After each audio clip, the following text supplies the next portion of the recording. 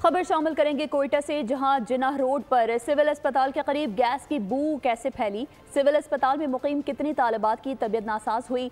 बोल न्यूज़ की नुमाइंदा सिद्रा आरिफ दिन की रोशनी में हादसे की वजह खोजने पहुंचे। उनसे तफसील जानते हैं उन्होंने क्या देखा। सिद्रा बताइए।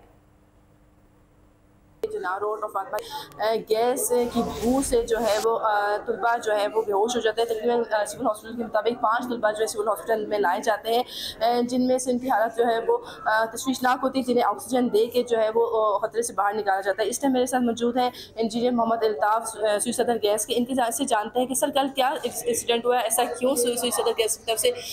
अभी जो रात का वाक़या हुआ जो है, इसके अंदर जो हमारे टेक्निकल सिस्टम्स हैं हमारे जो है वो काम कर रहे होते हैं, और बाज़ दफ़ा कोई माल फंक्शन की वजह से जो है हमारी जो एक स्पेसिफ़िक हमने उसकी इंजेक्शन डोज रखी होती है वो थोड़ी सी किसी वजह से इंक्रीज़ हुई, और जिसकी वजह से ये स्मेल जो है फैली है।